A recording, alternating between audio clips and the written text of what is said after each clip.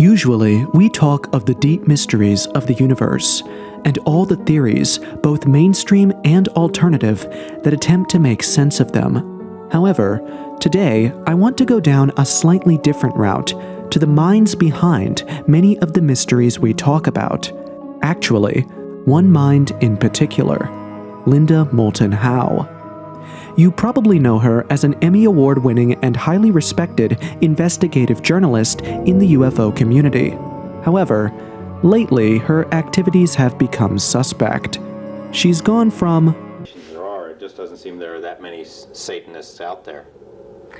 Well, and in my film, I show people how you go about setting up a laser instrument.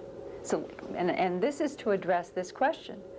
If these cookie cutter cuts that have all the evidences of some sort of heat at the edges were being done by some kind of a laser instrument, I don't know what's doing it, but let's just assume.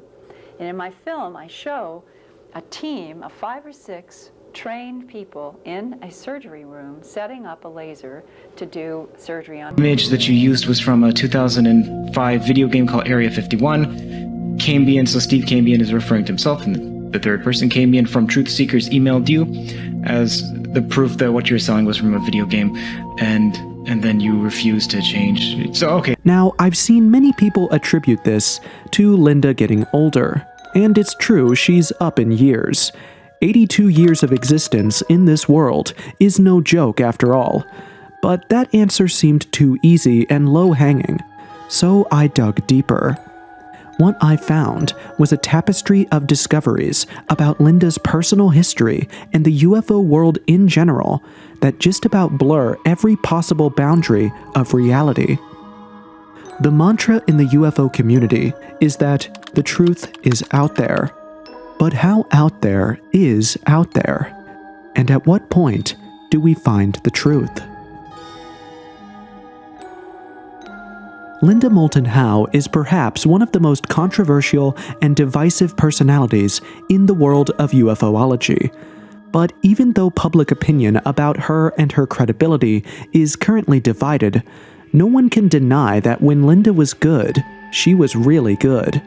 Linda studied English and history at the University of Colorado, after which she went on to become an investigative journalist, with a specialty in environmental reporting.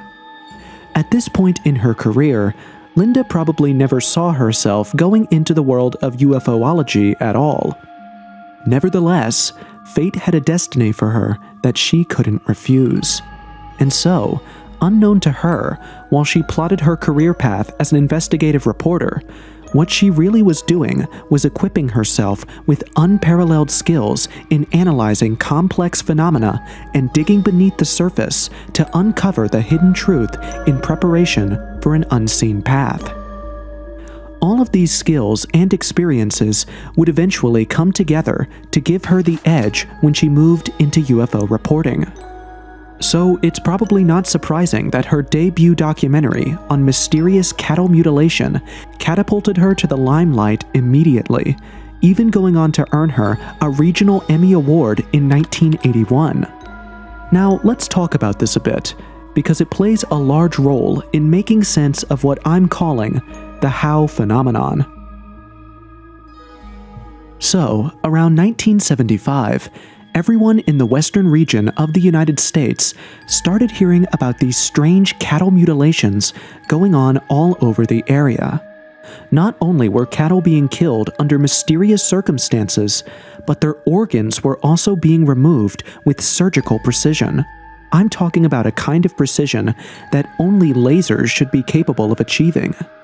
On top of that, all the mutilations had several distinct marks.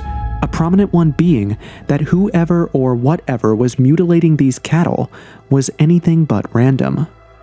For each case of mutilation, the eyes, ears, genitals, and internal organs were removed.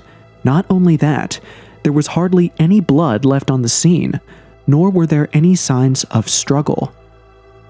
If you're a subscriber to this channel, then this probably sounds familiar. But if you don't know what I'm talking about, I'll leave a link to one of my videos in the description where I cover a story very similar to what Linda Moulton Howe covered in her documentary. In that video, I go into the deep and disgusting stuff that I can't share in this video, but feel free to check it out. Anyway, the more Linda investigated these weird cattle mutilations, the more bizarre things got. And to make things even more complicated, these odd events weren't happening in Colorado alone. There were reports of bizarre cattle deaths coming from all across the country. Linda's experience as an environmental reporter had given her really keen eyes, but it was her passion to get to the bottom of things that pushed her to take on the challenge of investigating these weird events at a time when no other reporter was willing to take the reports seriously. The investigation would end up taking several years of research, featuring lots of legwork and interviews with hundreds of witnesses. Finally, on May 25, 1980, A Strange Harvest, the documentary that represented the crown jewel of her investigative work, was ready to debut, and it was an instant success. The broadcast drew an audience of about 250,000 viewers, as calls and letters poured in every week.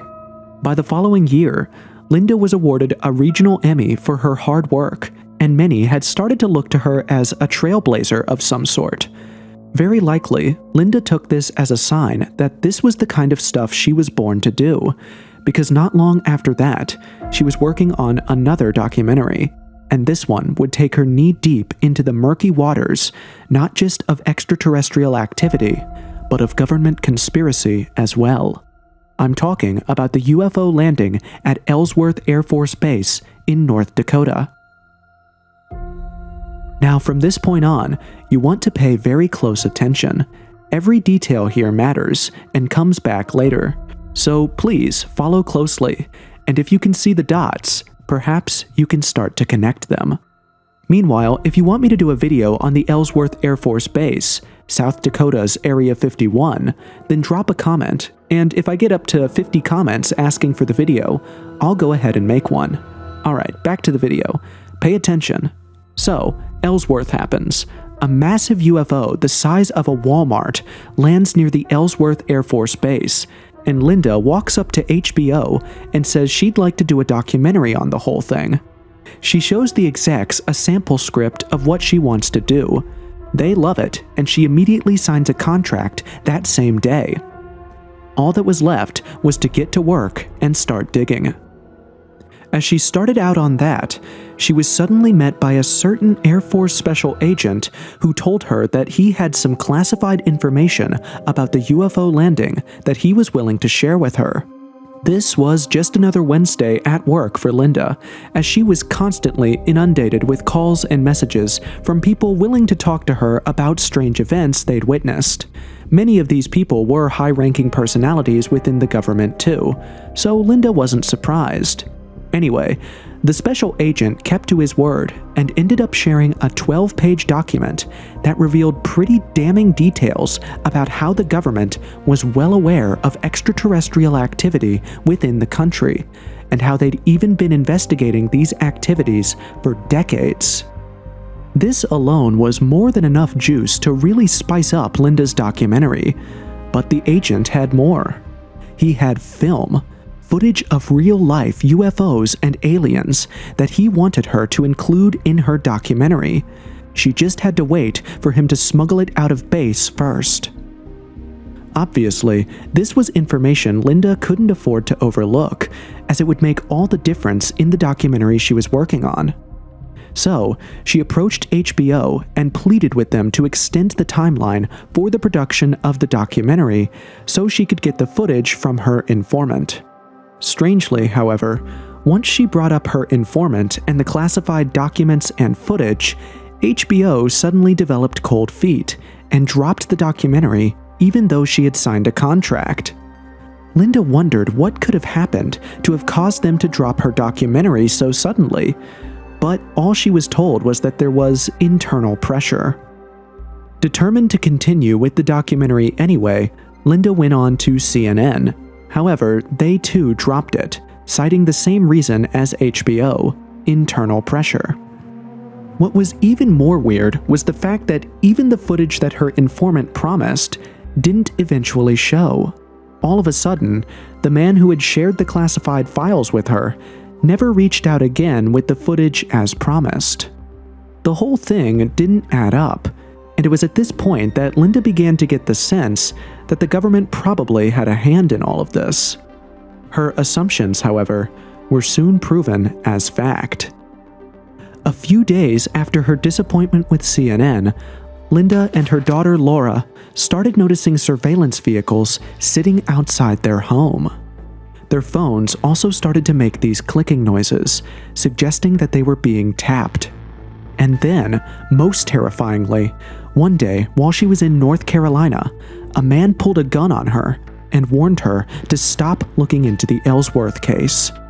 Obviously, things had started to get pretty intense, but Linda didn't scare easy. Instead, she continued to do her investigations and share her findings with all who cared to listen. And naturally, many of these findings implicated the government, something they probably didn't like.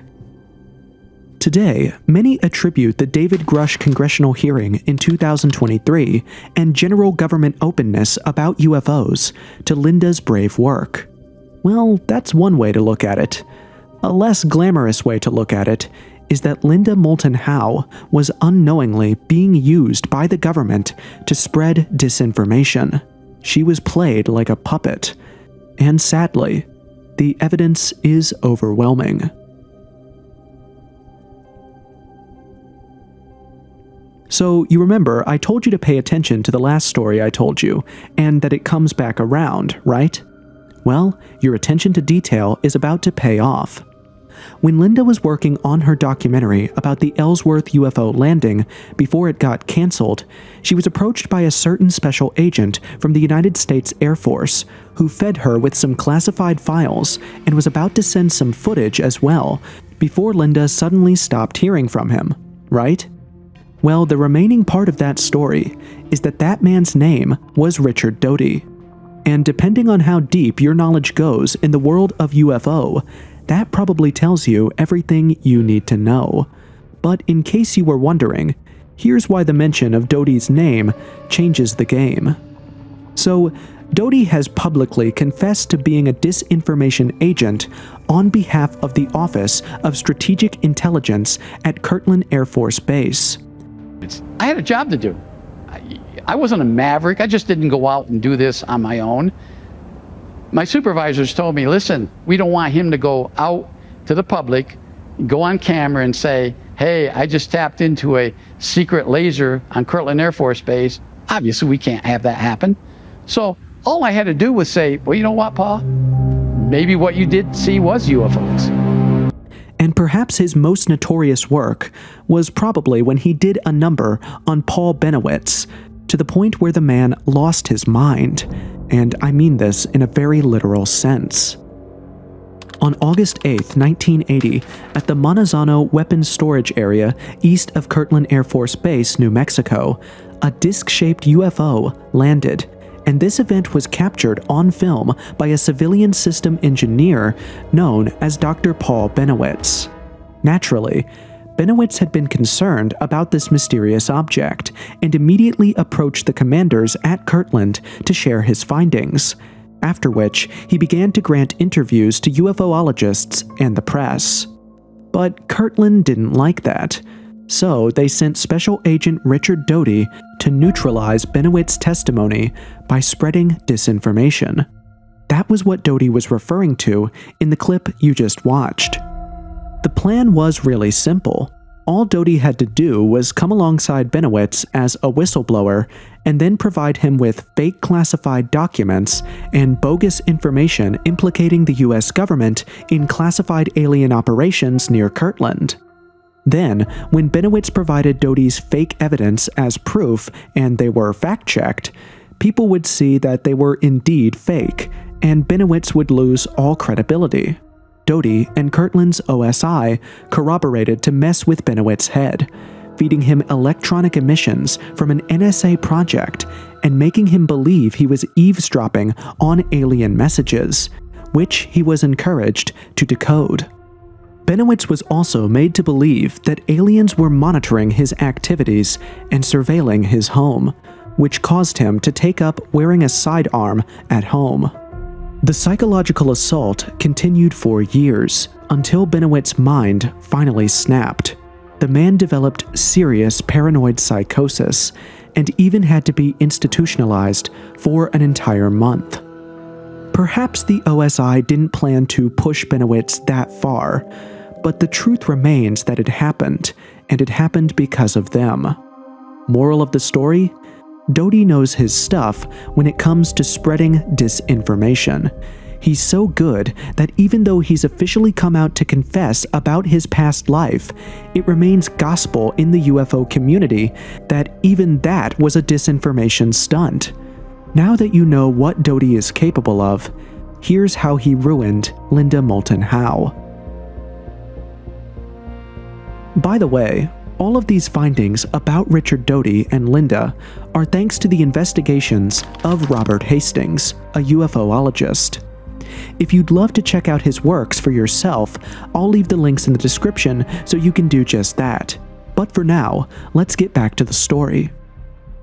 So, according to Hastings, Richard Dodie was sponsored by the Office of Strategic Intelligence at the Kirtland Air Force Base to derail Linda's documentary. The reason? Linda's documentary would have exposed a US government UFO cover-up. So, it turns out, Linda was right when she said that her documentary was being frustrated by a government conspiracy. She just wasn't as ahead of their game as she thought she was. She was actually many, many miles behind. Here's what actually happened. Dodie had approached Linda and promised her film footage of the Roswell UFO discovery, along with other spectacular stuff, but she had to accept one condition. And that condition was that she had to wait for the government to give the A-OK for the film's release. Naturally, Linda agreed with the condition, although it's confusing how she could have bought what was so clearly set up like a trap, but perhaps Hastings is not remembering correctly. Whatever the case, it turns out Dodie was just spewing lies to get Linda to keep extending the timeline for the release of the documentary until HBO got tired and dropped it. And Linda played right into his hands. Linda kept asking HBO for extensions until the station got tired, and what might have been a top-tier documentary exposing the US government's knowledge of UFO activity went poof. But here's the mind-boggling part. Even after the months-long delay that affected the production of her documentary, and even after Dodie was a no-show despite his promises, Linda still didn't put two and two together to catch on that she had been played.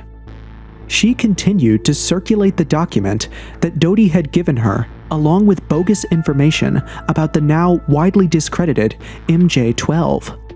It's hard to understand why she did that, but what's even more difficult to understand is her subsequent track record after her encounter with Richard Dodie.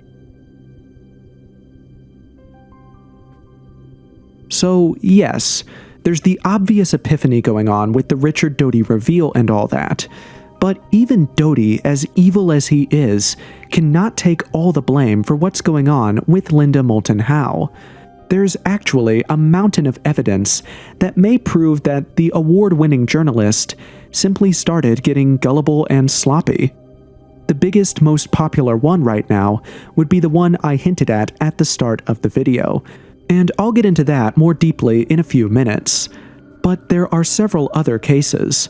In 2018, Linda claimed that 4 robots killed 29 human workers in a robotics lab in Japan. Again, she credited the information to an anonymous source, going into pretty detailed information about how the robots were deactivated, but then one of them reassembled itself and continued its killing spree. None of that turned out to be true.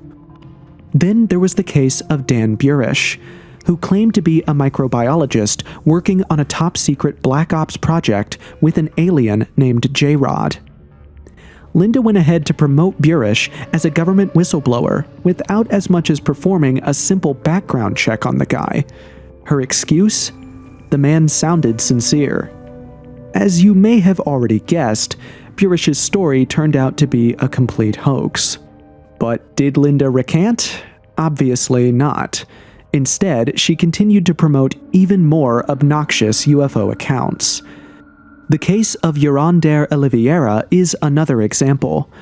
Oliveira was a known UFO hoaxer and cult leader in Brazil, and everyone knew him. Yet, when Oliveira invited her to come hear his eyewitness testimony about getting visited by UFOs, Linda traveled down to Brazil to carry out her investigations without speaking to other known UFO researchers on ground. Oliveira's proof of burnt bedding and a couple of random stones was proof enough for her to take the hoaxer at his word. Even when scientific findings proved her guts wrong, she didn't reject Oliveira's story. Instead, she rejected the science and went on to misquote the words of a different scientist just so that it could align with what she had chosen to believe. How about the alleged Roswell UFO debris that Linda continues to claim is anomalous in nature and levitates when charged with electricity? It's been proven over and over again that this metal is a normal metal found on Earth. But once again, Linda chose to reject the science. And then there was the time in New York when a deer was found dead near a tree, and Linda jumped to the conclusion that this was the work of Bigfoot, even though an animal pathologist made it clear that the animal was likely shot by an arrow. Over and over again, Linda has rejected science in favor of theories that support her given disposition at any time, which is that there's this huge conspiracy going on at every level, preventing people from seeing the truth about aliens and UFOs. And, of course, we all have our suspicions and theories. But the fact that Linda lies and routinely rejects hardcore evidence, even after it's been proven to her that her information is false, is quite concerning. Which brings me to perhaps her biggest goof in recent times. In 2022, Linda streamed a video on her YouTube channel where she talked about how gray aliens are not actually gray, but have orange skin and wear skin-tight gray suits or nanotech exoskeletons if you want to get scientific about it. Dodie describing two gray entities that were dissecting tissue from a mutilated calf taken from a pasture outside Houston, Texas in May of 1973. Quote, Judy wrote, "Their hands look funny. They have long claw nails, almost like an animal's dark nails, and they have large heads. Their bodies are thin. They have a gray bodysuit on, but I can't see part of their skin. It's pasty looking and thin, like if you would touch it, it might pop," close quote. And then my source explains, quote, "What witnesses mistakenly take for a gray's gray color is a special type of nanotechnology of woven material very similar to Kevlar, like a police vest. The suit functions as a type of exoskeleton to supplement the poor muscle mass ratio of these beings." On top of that, Linda claimed that the photos had been given to her by an anonymous source from within the Pentagon, who confirmed to her that they were real photos of an alien cadaver. Problem is, the photos Linda shows in that video couldn't have been given to her by anyone in the Pentagon, since they were someone's art project. And even if it was given to her by her alleged source, it wouldn't have taken her up to 10 minutes to do a thorough check and confirm that the photo wasn't that of an alien. The guy who had created the image, Felipe Kling David, has a whole post about how and why he created the images, so I'll link that in the description for you and you can check it out when you can.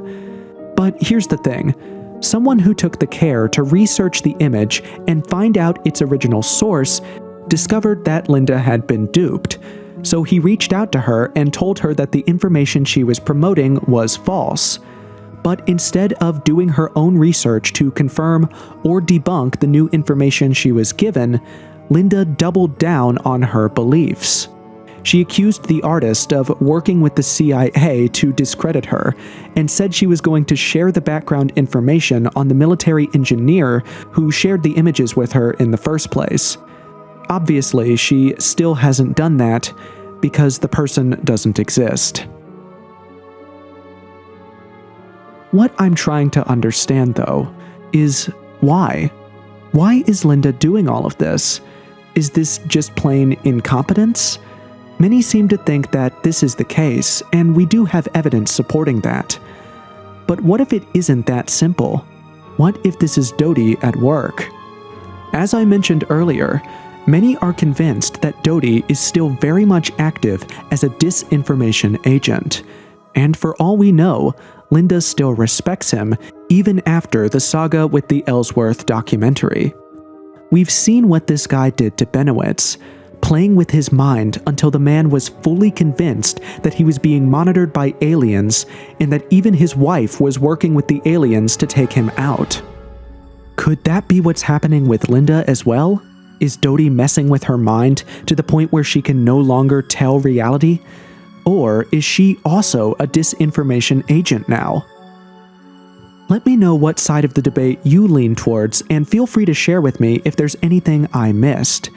But it's just sad to see how the one woman who championed and probably converted a lot of people into believers is now the same person that is being used as a huge obstacle. In the meantime, if you want to learn more about the bizarre cattle mutilation phenomenon that Linda helped to make public knowledge, then be sure to check out our video on the Skinwalker Ranch.